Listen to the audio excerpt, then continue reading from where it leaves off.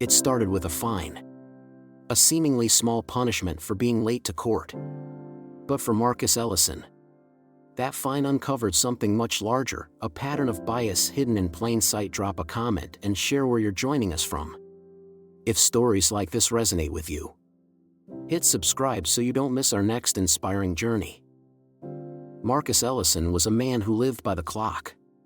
Time, in his world, was not just a resource, it was a principle. As a seasoned federal prosecutor, he operated with precision, balancing court appearances, case reviews, and strategy meetings with the finesse of a master conductor. But today, time was slipping through his fingers. The morning sun stretched across Greenville, South Carolina, painting the quiet suburban streets with gold. But Marcus had no time to enjoy the view. His focus was fixed on the road ahead as his car wove through the early traffic. This was no ordinary court appearance.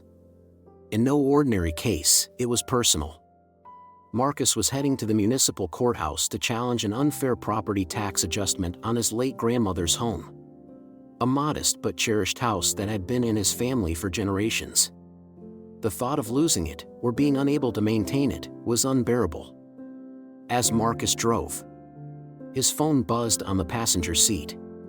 He glanced at the screen during a red light. A message from his assistant read, "Judge Victor Hayes is presiding today. He's got zero patience for lateness. Tread carefully." Marcus let out a slow breath. Judge Victor Hayes was infamous in the local legal circles for his sharp tongue and rigid adherence to punctuality.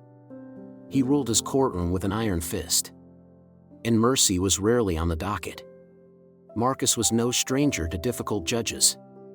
But municipal court had a different rhythm, a chaotic energy fueled by hurried attorneys, anxious defendants, and overworked clerks. The courthouse came into view. A dull concrete building that loomed against the bright sky. Marcus parked swiftly, grabbed his briefcase, and stepped out. He checked his watch, 10 minutes until his hearing. Not ideal, but manageable. Inside, the courthouse was alive with motion. Lawyers in wrinkled suits shuffled through hallways, clutching bulging files. Plaintiffs and defendants sat on stiff wooden benches, their faces etched with anxiety. The air carried the sharp scent of burnt coffee and faint traces of floor cleaner. A clock on the wall ticked loudly, each second cutting deeper into Marcus's already narrow window of time. His shoes clicked against the polished tile floor as he walked briskly toward the courtroom. Every step carried the weight of his purpose. This wasn't just about taxes. It was about preserving a legacy. The house had been more than just a structure, it was the backdrop of his childhood. The place where holidays were celebrated and stories were passed down. Losing it to a bureaucratic oversight felt both unjust and deeply personal. His phone buzzed again. Another message. He started calling cases early today. Move fast. Marcus's jaw tightened. The municipal courthouse hallways felt endless, each turn revealing another identical corridor. The pressure mounted with every step. In his federal cases, Marcus was accustomed to control, to standing tall in courtrooms where his presence commanded respect. But here, in this small municipal setting, he was just another face in the crowd, subject to the arbitrary moods of a local judge. He finally reached the courtroom door, pausing for a brief moment to collect himself. Beyond those wooden doors was Judge Hayes, a man known for making examples out of latecomers.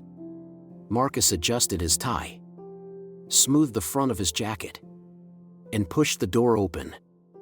The courtroom was a study in restrained chaos, clerks whispering instructions, attorneys leafing through papers, and civilians shifting nervously in their seats.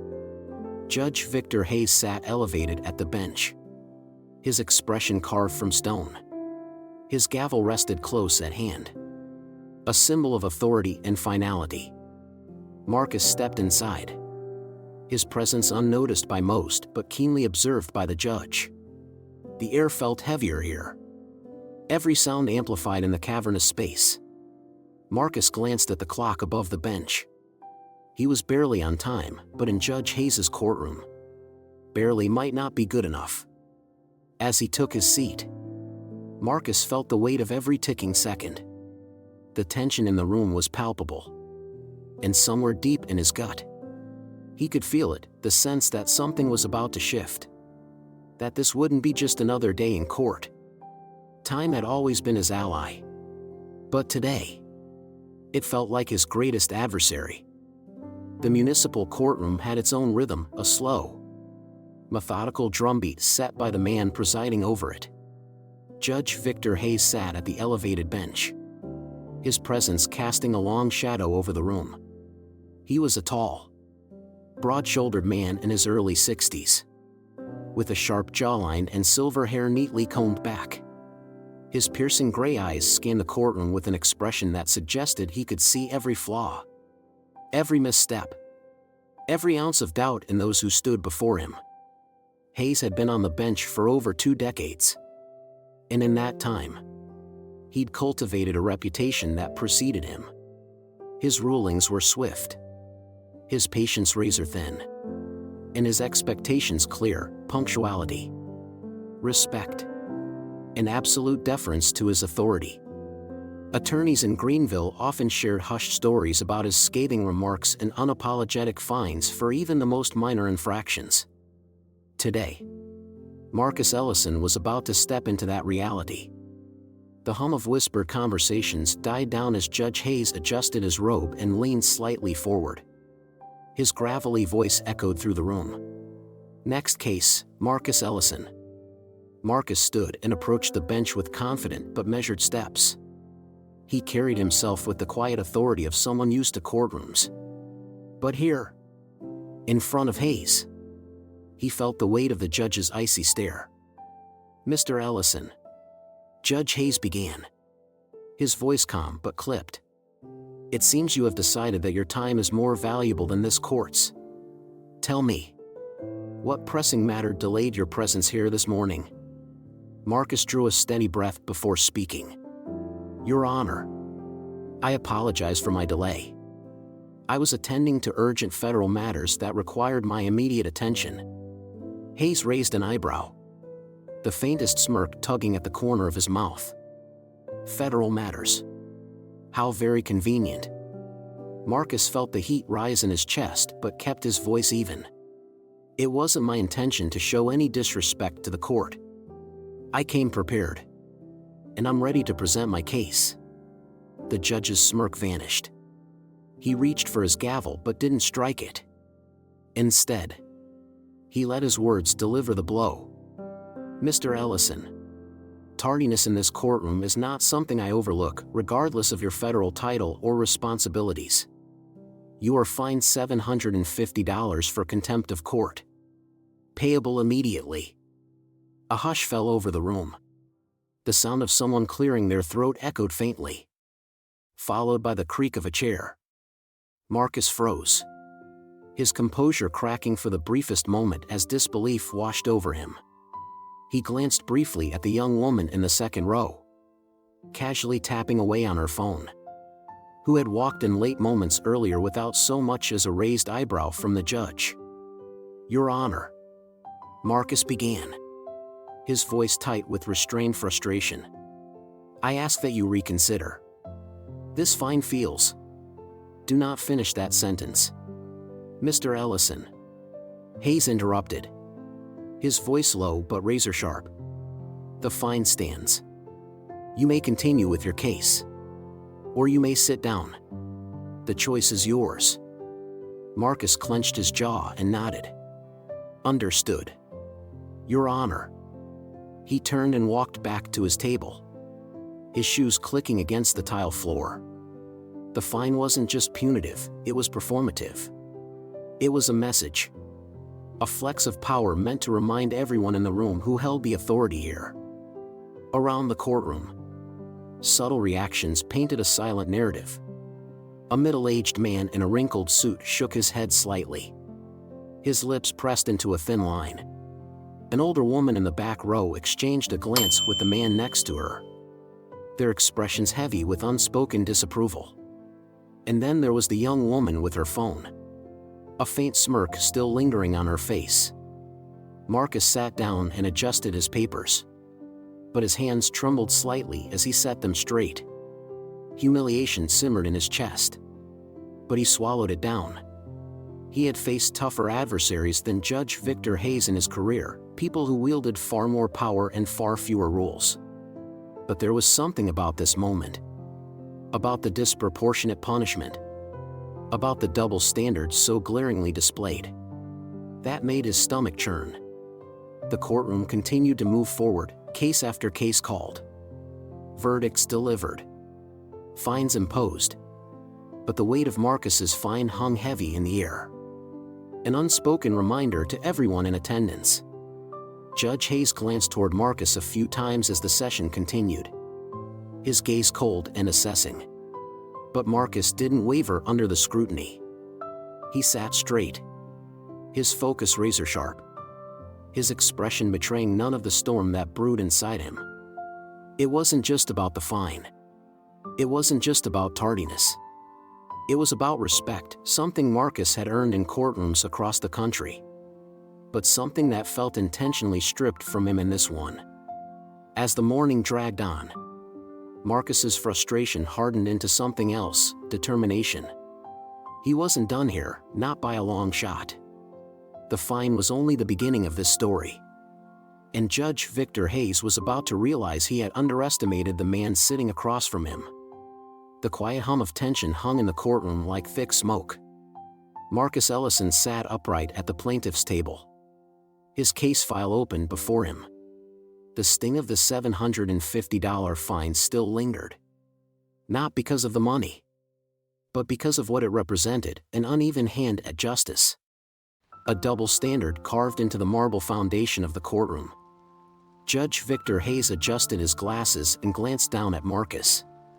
"Proceed, Mr. Ellison. Let's not waste any more of this court's valuable time." Marcus stood, smoothing his tie as he walked toward the podium. His voice was steady, authoritative, and deliberate. "Your Honor, I'm here today to address a property tax adjustment on my late grandmother's home. The adjustment was issued without sufficient explanation, and I have documentation here that demonstrates both the error in the assessment and my compliance with all required procedures to address it." He held up the stack of papers, neatly clipped and organized. The room was silent except for the faint scribbling of the court clerk taking notes. Judge Hayes leaned back in his chair, arms folded across his chest. "Mr. Ellison, are you implying that the county assessor's office made an error? Because I assure you, they're professionals who rarely make mistakes. No system is perfect." "Your Honor," Marcus replied calmly, "the documentation I've provided shows inconsistencies in the evaluation report, including comparable properties in the same neighborhood assessed at significantly lower rates." Before Marcus could continue, Judge Hayes raised a hand to stop him. "And yet, you are late to court today. Mr. Ellison." A man claiming to care so deeply about his grandmother's property couldn't seem to make it here on time. A few people in the courtroom exchanged uneasy glances. Marcus paused, steadying himself. "With all due respect, Your Honor, my punctuality this morning does not diminish the validity of the evidence before you." Judge Hayes smirked faintly, but his tone sharpened. "Respect is earned, Mr. Ellison. You do well to remember that." Marcus took a deep breath. He had faced tough judges before, people who tested his patience and his professionalism, but there was something uniquely venomous about Hayes's approach. It wasn't just the fine, or the dismissive tone, it was the undercurrent of something unspoken. Something many people in the room were beginning to feel. Marcus pressed on, presenting his documentation methodically. He pointed out discrepancies, highlighted procedural oversights, and referenced case law that supported his argument. But every time he gained momentum, Judge Hayes would interrupt him with unrelated questions or dismissive remarks. "So, Mr. Ellison," Hayes said, cutting him off mid-sentence, "how many federal cases do you juggle in a week? You must be quite the busy man." Marcus met Hayes's gaze directly. "I am, Your Honor.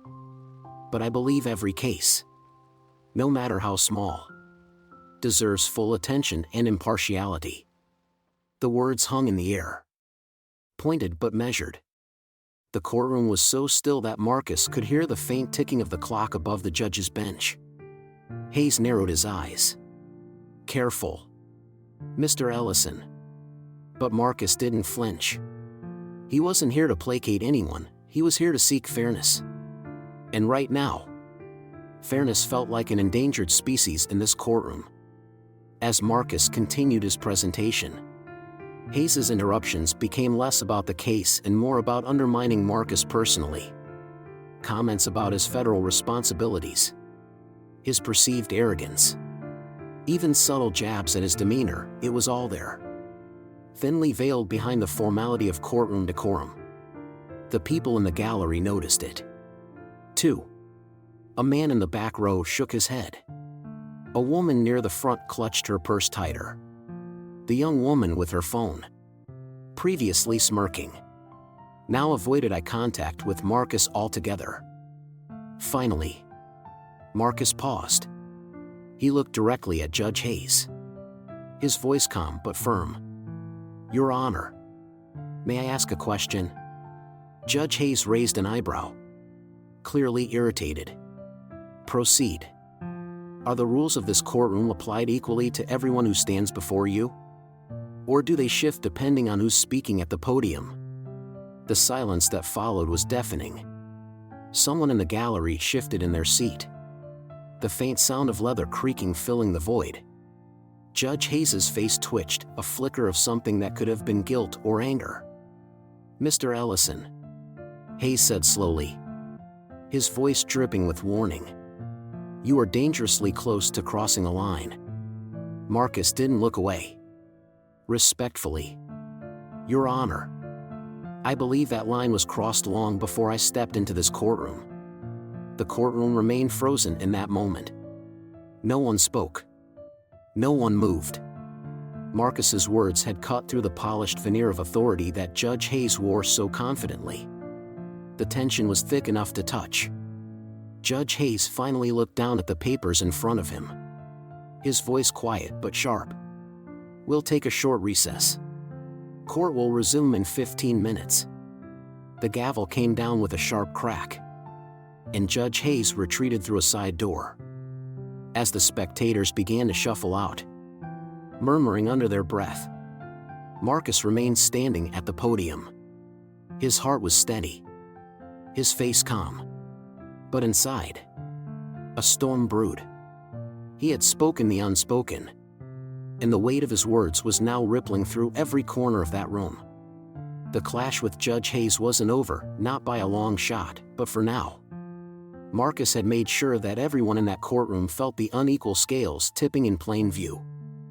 The courtroom felt different after the recess, quieter, heavier, as though everyone present sensed they were teetering on the edge of something monumental.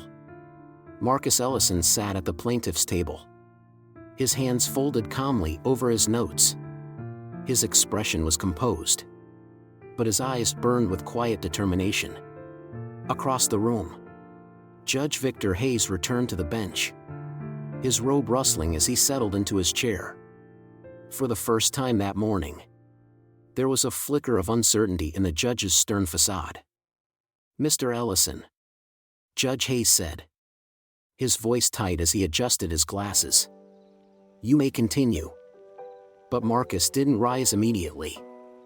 Instead, he let a brief silence hang in the air, the weight of the previous exchange still palpable. When he finally stood, his voice carried a gravity that commanded attention. "Your Honor, before I proceed, I believe there's something this court needs to know." Hayes frowned. "Mr. Ellison, if this is another attempt to grandstand. It's not. Marcus interrupted, his voice steady but firm. It's about transparency. Something I believe this courtroom is sorely lacking. The murmurs in the gallery grew louder. But Marcus didn't let them distract him. He stepped away from the podium and addressed the entire courtroom. My name is Marcus Ellison, Assistant United States Attorney specializing in civil rights violations. I am here today not just as a concerned citizen fighting for my late grandmother's home, but as a representative of the United States government. A collective gasp swept through the courtroom. Judge Hayes froze, his hand halfway to his gavel. For a split second, his composure cracked, revealing a glimmer of panic before he caught himself.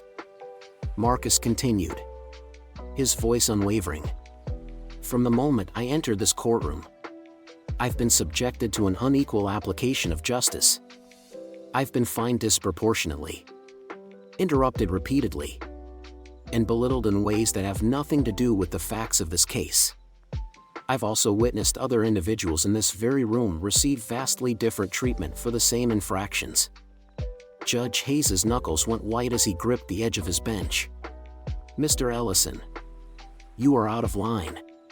No, Your Honor, Marcus said, turning his focus directly to the judge. What's out of line is the misuse of authority I've witnessed today. I've been documenting these proceedings from the moment I stepped into this room. Every word, every interruption, every inconsistency, it's all been recorded. The silence in the courtroom was deafening. Even the court clerk had stopped typing, her fingers hovering above the keys. Judge Hayes shifted uncomfortably in his chair, his authoritative veneer slipping with every passing second. This isn't about me being late, Marcus said, his voice softer now but no less commanding. This isn't even about my grandmother's home. This is about fairness. It's about whether or not this courtroom operates under the principles of equal justice or if it bends to the biases of those in power. Hayes cleared his throat, his voice brittle as he spoke.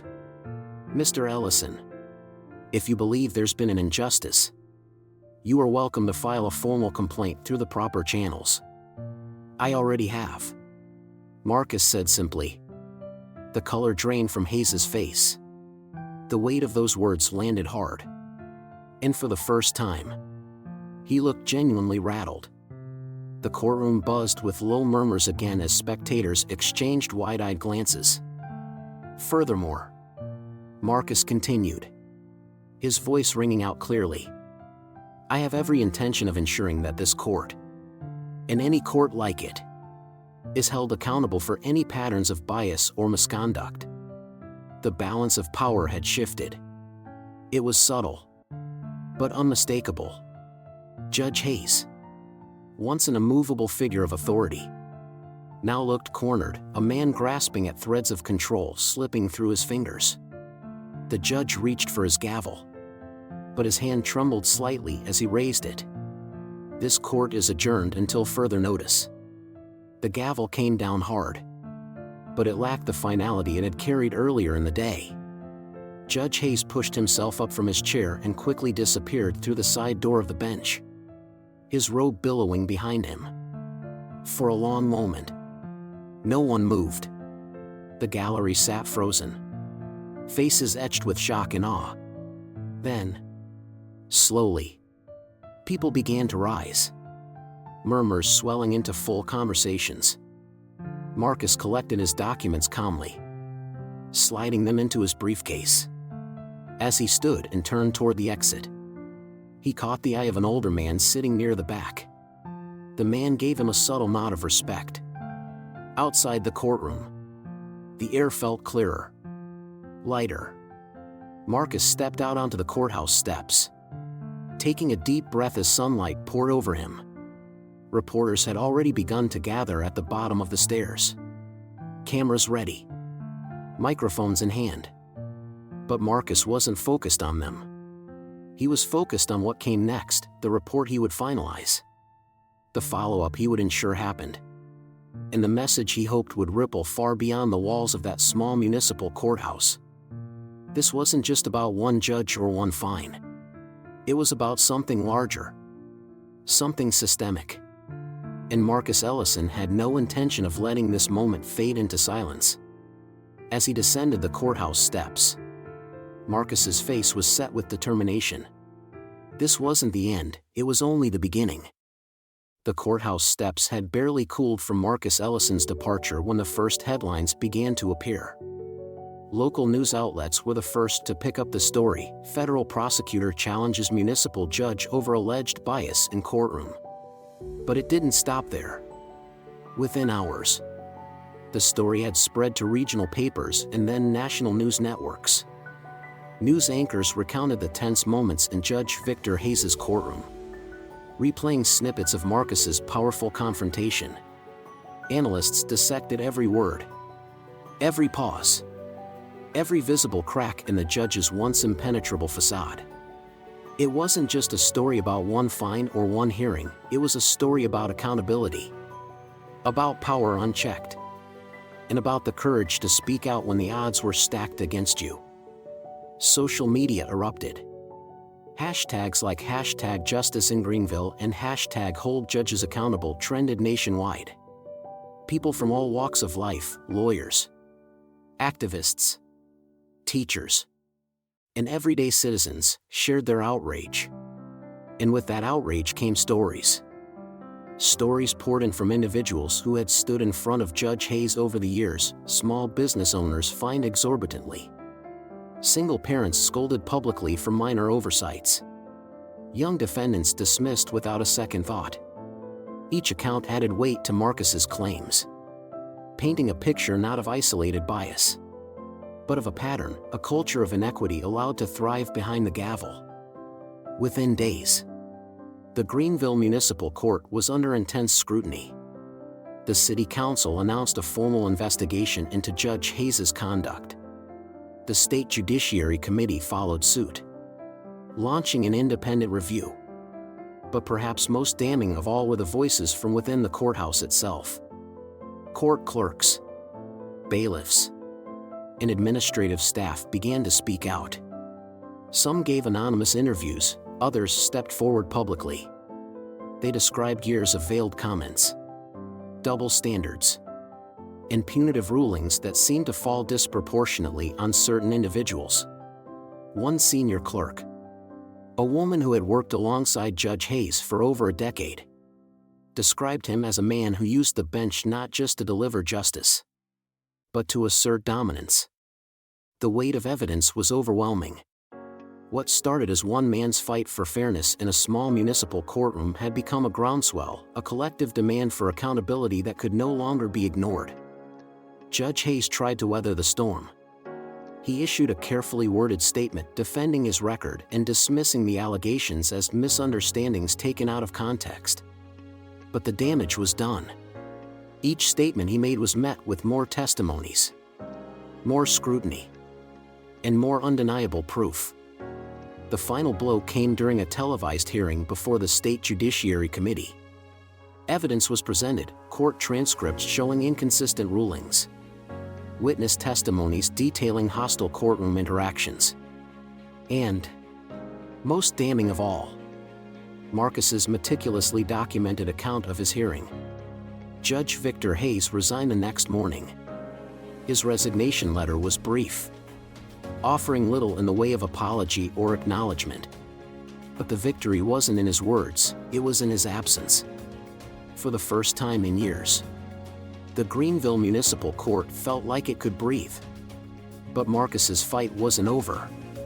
His confrontation with Judge Hayes had set off a chain reaction that stretched far beyond Greenville. Legal advocacy groups pushed for statewide reforms. And within months, policy changes were announced. Bias training became mandatory for municipal judges.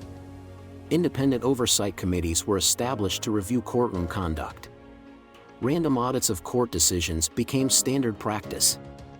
In Greenville itself, the reforms were immediate and visible. New judges were appointed with transparent selection processes.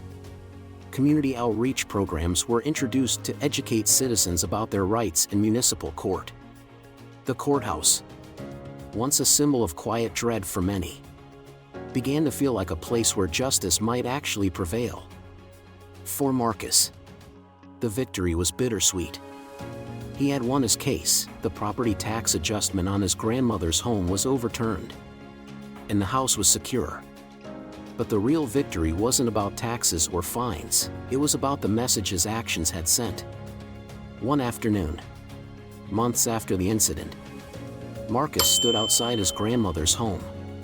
The sun was setting, casting a warm glow over the modest house that had been the heart of his family for generations. His phone buzzed in his pocket, a message from a young law student he had mentored briefly after the case went public. "Mr. Ellison, your story inspired me to pursue civil rights law. Thank you for showing us what courage looks like in a courtroom." Marcus smiled faintly and slipped the phone back into his pocket. Courage. It was such a simple word, but one that carried so much weight. Back in his office, Marcus began drafting a proposal for a seminar series aimed at training young lawyers to identify and challenge systemic biases in the courtroom. His fight wasn't over, not by a long shot, but he had proven that change was possible. As news outlets moved on to the next headline and the hashtags faded from trending lists, the real work continued. In courtrooms across the country, judges sat a little straighter, clerks spoke up a little louder, and citizens walked into municipal buildings knowing they had a voice. The ripple effect of Marcus Ellison's stand didn't just shake one courtroom, it reached far beyond, leaving an indelible mark on the very foundation of the justice system. And for Marcus, that was a legacy worth fighting for. The air felt lighter as Marcus Ellison stepped onto the porch of his grandmother's home. The late afternoon sun bathed the small, sturdy house in a golden glow, casting long shadows across the weathered wooden steps. The tax issue had finally been resolved, the adjustment overturned, the paperwork finalized, and the looming threat of losing the home had been lifted. Marcus ran a hand along the chipped paint of the railing, a faint smile playing at the corners of his mouth. This house wasn't just a building, it was a cornerstone of his family's history. A tangible symbol of perseverance, love, and resilience.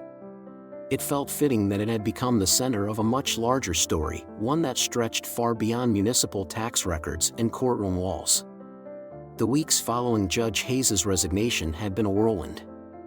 There had been interviews, meetings with advocacy groups, and countless messages of gratitude from people inspired by his actions. But amid all the noise, Marcus often found himself returning to this house, to its creaking floors, to the smell of old wood and faint traces of his grandmother's favorite lavender soap. This was where his story began, and this was where it felt right to let the dust settle.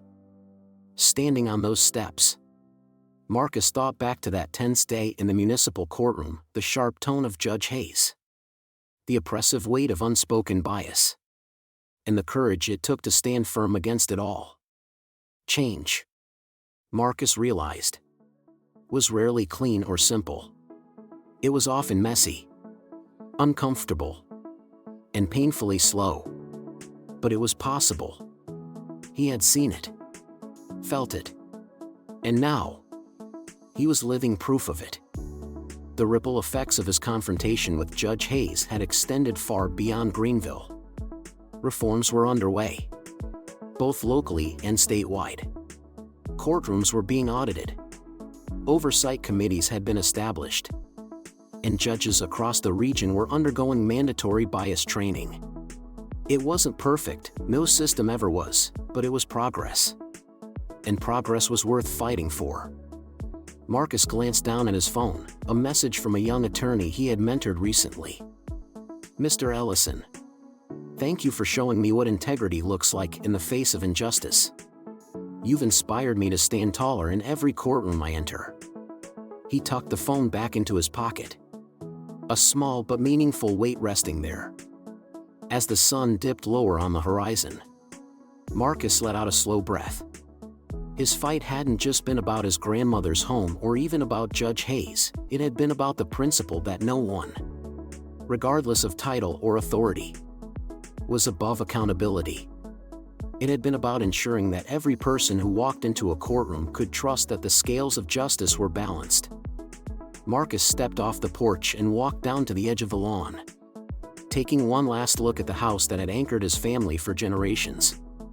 The quiet hum of cicadas filled the air, a gentle reminder of the life that continued to move forward.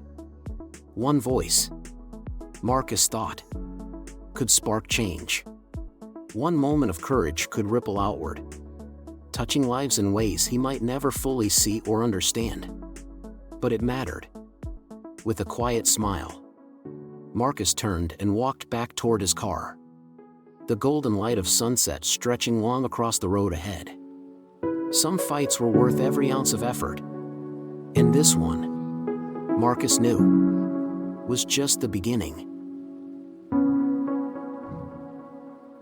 Emma disappeared into the shadows, but her chilling message remains. See you soon. What do you think happens next? Share your thoughts on this story with others. Thanks for watching, and we'll see you in the next video.